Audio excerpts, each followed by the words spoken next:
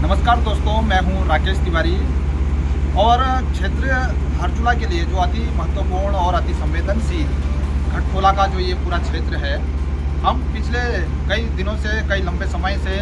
जब से इस क्षेत्र में आपदा आई थी और धारचूला मुख्यालय के लिए ये क्षेत्र खतरा बना था, रिपोर्टिंग कर रहे हैं। और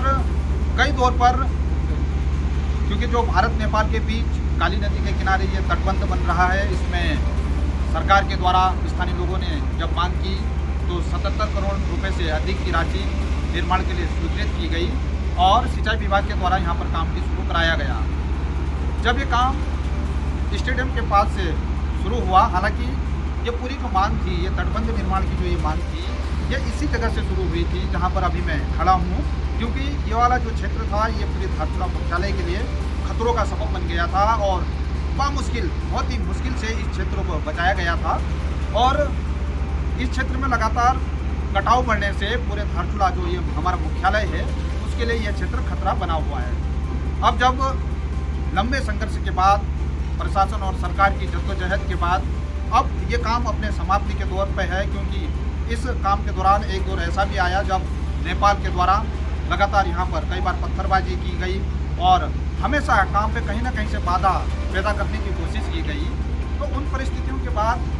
सारी चीज़ों को समाधान करते हुए नागरिक स्तर पर हो, प्रशासन स्तर पर हो या पत्रकार साथियों ने भी, मीडिया के लोगों ने भी काफ़ी यहाँ पे प्रयास किया कि ये दीवार बन सके और लगभग अब हम सफलता की ओर हैं। दीवार अब उस स्थान पर पहुँच रहा है जहाँ पर धारचूला मुख्यालय की जो ये सुरक्षा है वो लंबे समय तक सुनिश्चित होने वाली है। जिस संवेदनशील क्षेत्र में अभी खटखोला में काली नदी के किनारे कंक्रीट का काम हो रहा है, हालांकि डिजाइनिंग के बारे में हम पहले ही बात कर चुके हैं कि एक्सपर्ट के द्वारा इस डिज़ाइन को बदला गया है और सुरक्षा का फिर से और ध्यान रखा गया है। साथ ही जो ठेकेदार या विभाग के द्वारा, क्योंकि विभाग के कुछ लोगों से हमारी बात हुई तो उन लोगों का कहना ये था कि केमिकल डालने वाली इस प्रकार के किसी व्यवस्था को अभी ये जो इसका एस्टिमेट है उसमें है नहीं, लेकिन फिर भी ठेकेदार के द्वारा ये दावा है कि पाउडर डाला जा रहा है कोई। और जो आपके यहाँ पे मजदूर कर्मचारी हैं उनसे भी हमारी बात हुई तो एक पाउडर मेरे पीछे आपको दिखेगा रखा हुआ, जिसको ये कहा जा रहा है कि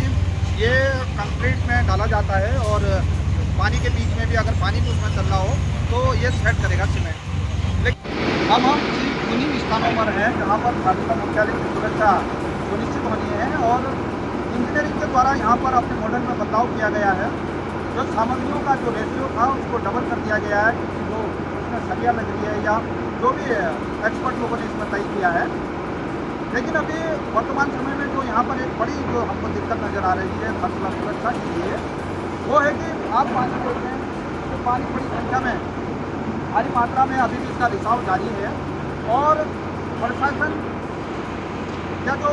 देखने वाले लोग हैं जो इन व्यवस्थाओं को देखते हैं, उनके कहने पर ठेकेदार के द्वारा यहाँ पर एक पंप लगाया गया है। लेकिन मुझे ये समझ में नहीं आता कि इस पंप की इतनी उस स्थान पर क्यों ज़रूरत है जहाँ पर ये कंक्रीट का बेस बनना है, क्योंकि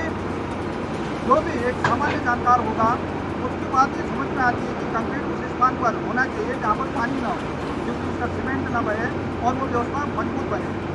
अब कुछ तकनीकी लोगों से बात करने पर वो कई तरीके के दावे करते हैं। ठेकेदार के द्वारा दावा है कि उसमें वो केमिकल मिलाया जा रहा है जो पानी में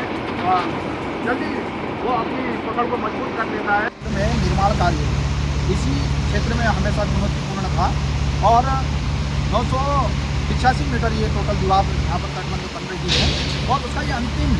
लगभग 150 मीटर का ये एरिया होगा कि जो माना कि जहाँ से ये मांग उठी थी। अब नेपाल के द्वारा भी इस कालखंड में कुछ परेशानियाँ उत्पन्न की गई और उनके द्वारा मलबा भी नहीं हटाया गया। बावजूद इसके, क्योंकि जब इसके लिए इतना ज़्यादा रुपया मेगा प्रोजेक्ट का जब हम इसको बता रहे हैं तो उस समय ये एक चीज़ हमारे ध्यान में रहनी चाहिए थी कि काम किसी भी परिस्थिति में हो तो पानी रुकना चाहिए। अब पानी रुकने के लिए हालांकि कोशिश की गई ठेकेदार के द्वारा, ये इतनी यहाँ पर आप देख रहे हैं कि मलबे को बहुत तरीके से लगाया गया है, फिर वाइट प्लेट पे डालने की कोशिश की गई, सैंड बैग भी यहाँ पे भरे जा रहे हैं, लेकिन उसके बावजूद जो फॉर्मूला कहता है कंक्रीट का, जितना हमारी समझ में है तो ये पानी रुकना ही चाहिए था, क्योंकि कंक्रीट पानी के साथ होना संभव नहीं है। जो भी लोग जानकार हैं, घर बनाते हैं या जो लोग सीमेंट का काम करते हैं वो समझते हैं इस बात। अब लाख दावों के बाद भी ये कंक्रीट क्योंकि विभाग एक ओर से ये हमें जानकारी मिलती है कि एस्टीमेट का इसमें प्रपोजल नहीं है जो केमिकल इसमें डाला जा रहा है, तो इसका मतलब साफ तौर पर ये पता चल रहा है कि वो उस प्रक्रिया से गुजर के केमिकल नहीं डाला जा रहा है जिससे उसका लाभ मिलता हो पानी में। तो अब देखना यह है कि प्रशासन के द्वारा लास्ट का 150 मीटर एरिया बचा है, कहीं उसमें दबाव तो न बन जाए,